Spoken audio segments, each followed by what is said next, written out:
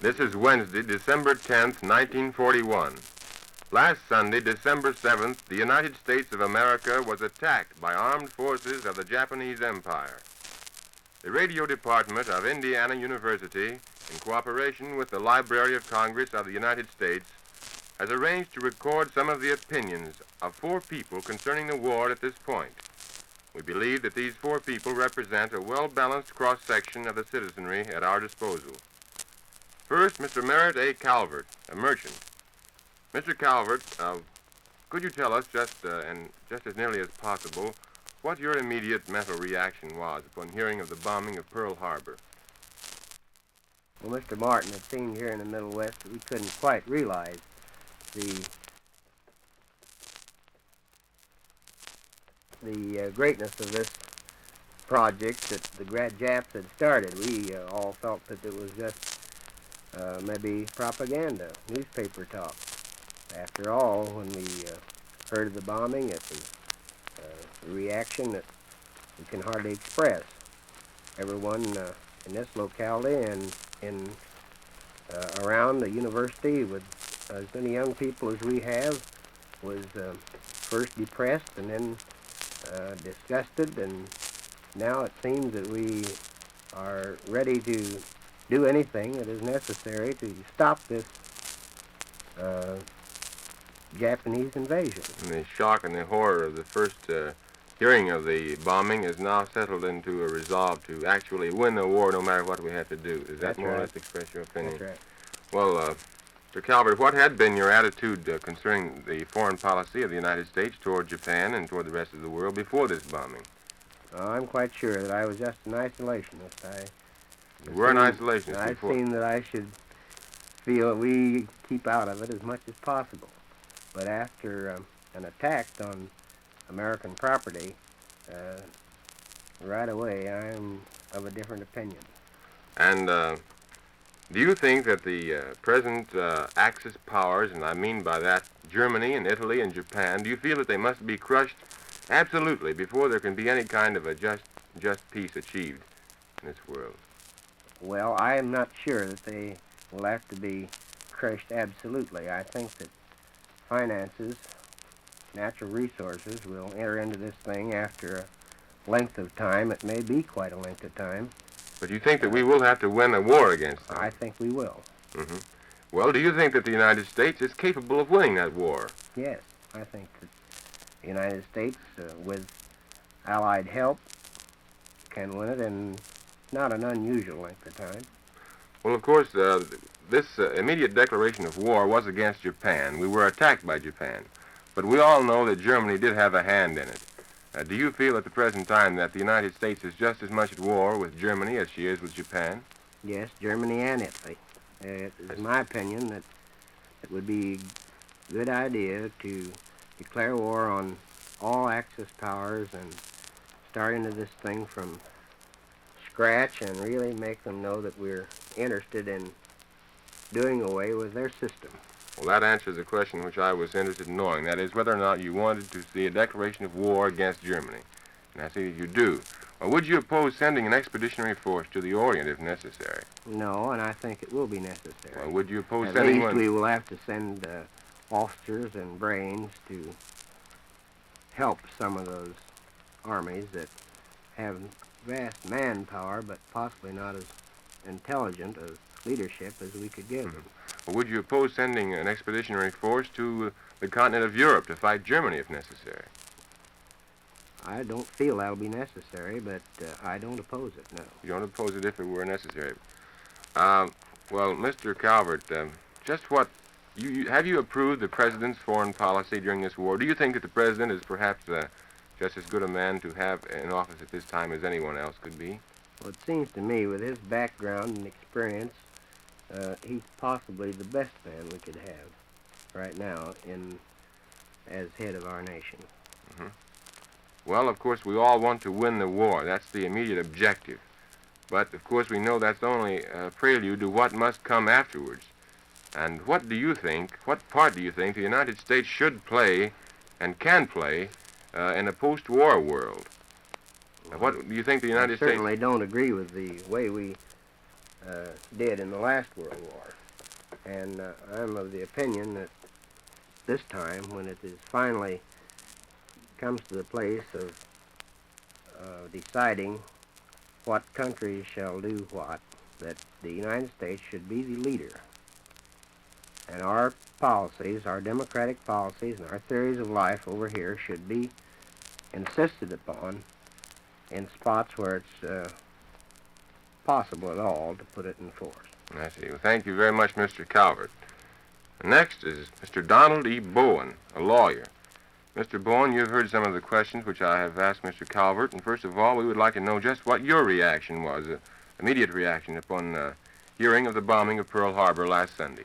My immediate reaction was that the attack had been framed by representatives of governments wishing to draw us into the war. After I learned the true facts, I did have considerable resentment for the more or less treacherous attack of the Japanese, which was not only yellow, but a hit-and-run attack. And I now have the feeling that immediate action should be taken on the part of this government to see that the Japanese are tracked down and immediate action taken, and not too much delay as has existed in the case of England's attitude in the European War. Well, yes, I think that the attack was decidedly yellow. No doubt about that. Mr. Bowen, just what was your opinion toward our foreign policy before the war began? I felt that the foreign policy of the United States had been more or less a vacillating one, that we had attempted to negotiate and delay at the same time that our governmental leaders were making verbal attacks on the foreign governments. I feel that I feel that a policy of appeasement is not the proper policy. I think that this present war in the Orient might have been avoided if the policy of appeasement had been avoided at the time that Japan seized Manchukuo, and also with reference to the Munich meeting, that should have been avoided. I think that the attitude of as expressed by Wendell Willkie as an American leader represents the true position for this country to take. I think that Willkie was more positive in his foreign policy than President Roosevelt, and I think that this nation, with that type of foreign policy, would not have suffered the surprise attack at Pearl Harbor. Well, do you think that Mr. Willkie's position, not being president, perhaps gave him an opportunity to be more positive in the president's position? I think that Wendell Willkie's sincerity would have existed to the same extent if he had been president of the United States in this crisis. Yes, I'm quite sure he would have been just as sincere. Well, Mr. Bowen, do you feel at the present time that the United States, since she now is in the war, must carry on to the conclusion, the bitter end, and defeat the entire Axis powers before we can have any kind of a peace? I think that will be absolutely necessary. However, I do not feel there's any necessity for a formal declaration of war against Germany and Italy at the present time. Well, just why would you tell us that? Do you believe we are faced with the matter of doing battle with the Axis powers, and I believe that we should stick with the American traditional policy of fighting when we're attacked and fighting for American principles. Well, of course, we have been attacked on the sea by Germany, and the traditional American policy has been one of declaring war when a war actually exists. I do not believe that a state of war now exists between this country and Germany. I think that it will exist very soon at the present time.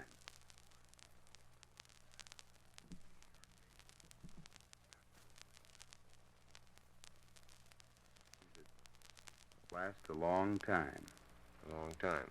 I feel that because of the expanse of the Pacific and the difficulty in following up, tracking down the Japanese, that it will take a considerable period of time to complete it. I see. Well, now we come to this last important question, which I think is probably the most important question, and that is just what the United States is going to do after we do win this war. And I think you do believe that we are going to win the war. In fact, Without a doubt. And, of course, we wouldn't be able to do anything if we didn't win it. So I would like to know just what part you think the United States should play in this post-war world. I do not agree with Mr. Calvert in that he feels that we should take the lead in the post-war period, in the post-war negotiations following this war. The reason that I feel that we should not, I think that we were in some way responsible for the Treaty of Versailles, and at the conclusion of this war, that this country should prevent, by any action that it might take, a recurrence of a Treaty of Versailles, as we had following the last war. You feel that a just peace, a just treaty should be brought into effect after the war. But then what do you feel should happen after that, Mr. Bowen? I mean, some of these powers which we are assuming are going to be defeated are going to be in a rather bad state. I think the United States should take the lead in economic rehabilitation. Economic rehabilitation. Well, what about the political organization of this war, this world after the war is over? Do you feel that any new organization, worldwide organization, is going to be necessary? I do not feel that it will be, and I am very much opposed to any attempt to resurrect a League of Nations, and I believe that the true sentiment of the American people today is one of isolationism to any of the political agreements and scheming of the governments of Europe and Asia and of the other nations of the world who have brought on this world conflict. Thank you very much, Mr. Bowen. And now Mr. Bert Laws, an electrical technician. Mr. Laws, would you tell us now, as nearly as you can, just what your reaction was upon immediately hearing of the bombing of Pearl Harbor last Sunday? My immediate reaction was that the radio reports were somewhat confused. I thought the bombing could have taken place in the Philippine Islands, but I was very much surprised to know that the Japanese were so versatile as to scatter their forces over the entire Pacific Ocean and reach the Hawaiian Islands. My first thought was, where were the battleships of the American Navy that we'd been taught for so many years that were scouring the Pacific Ocean and various other oceans for our immediate protection? Where were they? And according to reports, most of them were in Pearl Harbor.